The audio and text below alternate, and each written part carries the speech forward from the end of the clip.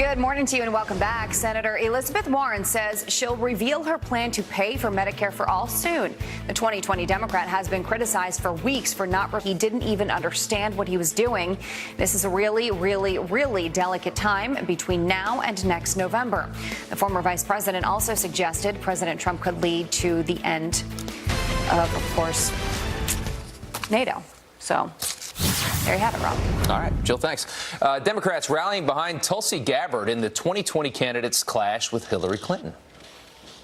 I don't know what the basis is for that. And well, I don't either. What I consider her to be a competitor. Statements like that ought to be backed by evidence. Tulsi is not being groomed by anyone. She's her own person. So Tulsi gets some support there. Well, Democrats finally stopped calling the president a Russian agent is one of the questions. Also talking about Tulsi Gabbard as well. Here now to discuss is Democrat political analyst Kelly Hyman and GOP strategist Fort O'Connell. Hey, guys, thanks for coming on this morning. I want to first listen to what Hillary said on this podcast. Let's listen in.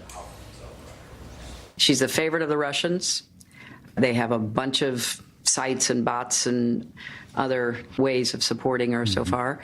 And that's assuming Jill Stein will give it up, which she might not, because she's also a Russian asset.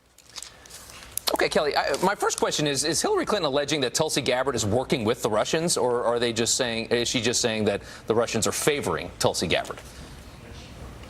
Well, if you listen to everything that she said, basically her position is that Russians interfered in our 2016 election and that they're most likely going to interfere in our 2020 election, and that she doesn't say any specific person on who she thinks that they're potentially grooming, but running a third-party candidate. However, Tulsi has stated that she has no intentions of running as a third-party candidate and that she's going to be a Democrat. Ford, what's your response to this? When you see this, what do you say?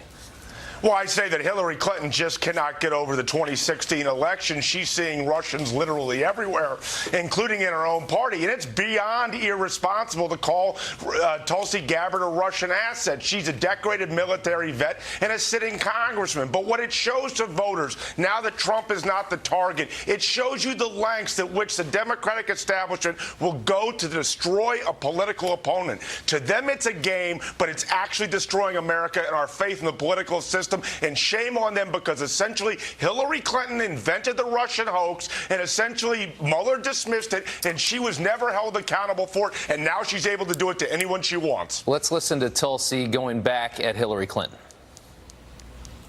They said Clinton will never forget that she and her rich and powerful friends will make sure that you are destroyed. That if you stand up against Hillary and the party power brokers, they will destroy you and discredit your message.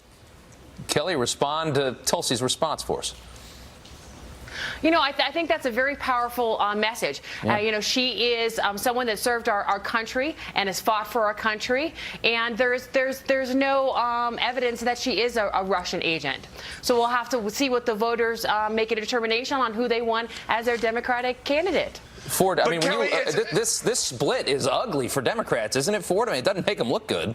No, it doesn't make Democrats look good, and it shows you the sort of split between the Democratic establishment and the more grassroots candidates. Notice the candidates that are defending Tulsi are folks like Yang, Beto, Pete Buttigieg. That's not the Democratic establishment. But what it does show voters is whatever they think about Donald Trump, the Democrats will slime him any way to Sunday to make sure that he doesn't win. It's not about winning on the ideas. It's about crushing your political opponent any way possible, and that should send a terrible message to voters across this country. Kelly, go ahead. Well, what about what Trump did? Yeah, well, what about what Trump did with the Ukraine president? I mean, let's look at the transcripts. We want to talk about him trying to get evidence about Biden. I mean, what do you call that?